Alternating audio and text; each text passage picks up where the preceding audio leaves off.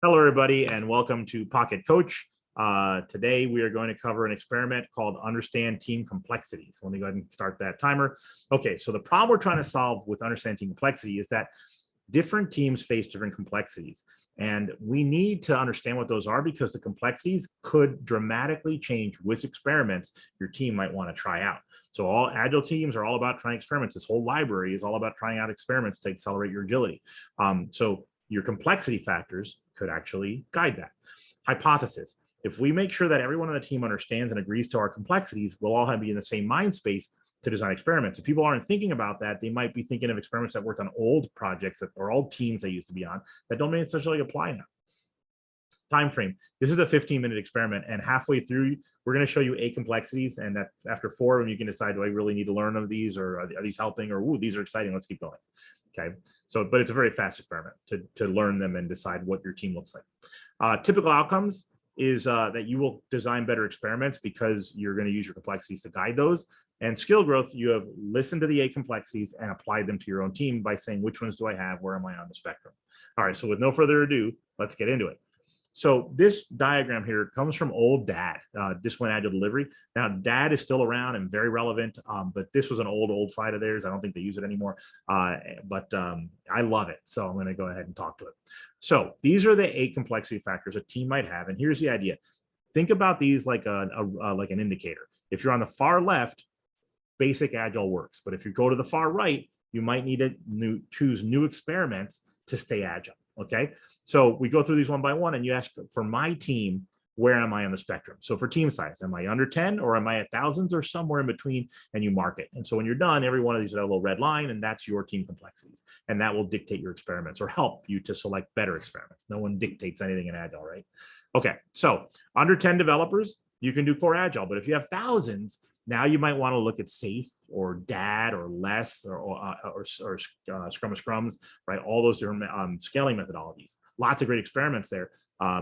Quarterly planning, daily Scrum, weekly Scrum of Scrums, right? Weekly product sync. You know, there's all kinds of great experiments for when you have lots of developers trying to be Agile together. Next one is geographical distribution. Is your team co-located, or is your team globally spread around, or somewhere in between? Again, if you're co-located, core Agile works great. But if you're global, I have an entire library just full of experiments for teams that are distributed, right? You might look at those experiments and try them out. The third one is enterprise discipline.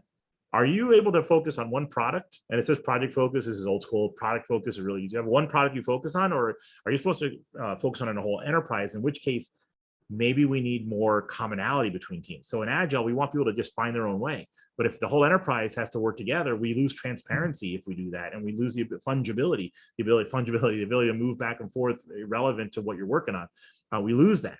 And so what can we do to increase that if you have an enterprise focus? Or what can we do to be more similar without constraining people's creativity, right? Organizational complexity. Another way I look at these is almost like a lever. Once you pull it to the right, the box opens. And when the box opens, you look in and there's all these experiments in there or modifications to existing experiments. And you're like, oh, we should do that, right? So if you don't pull the lever, the box stays closed. You don't need to look in there. Organizational complexity. Is your organization super flexible? Valve. If you Google Valve Employee Handbook, you'll see their great handbook and you'll see just how agile they are. Or rigid, right? Do you have a lot like a company with a lot of compliance, a company that has government-based or life criticality, they might be more rigid. And so the way we want to do Agile is going to have to change. Compliance requirement. If you have no compliance requirements, then go ahead and do core Agile. But if you have critical audited systems, you might have to do requirements differently. You might have to do tests differently, right? So there's experiments here that to stay Agile while achieving compliance, right? Domain complexity is how complicated is your domain. If it's straightforward, just write stories and get them built, right? You don't need to even write acceptance criteria if it's that straightforward, or you can write some if you think you need it in order to close those stories. If you're intricate and emerging, now no one knows what the whole system does. You're going to want to get into like product modeling. That's one of the other experiments in the kit. So you'll want to look at experiments that allow you to understand your domain better. Domain modeling, product modeling, et cetera.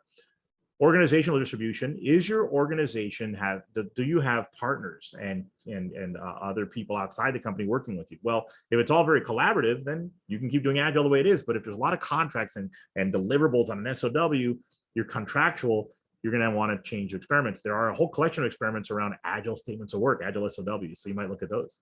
Finally, technical complexity.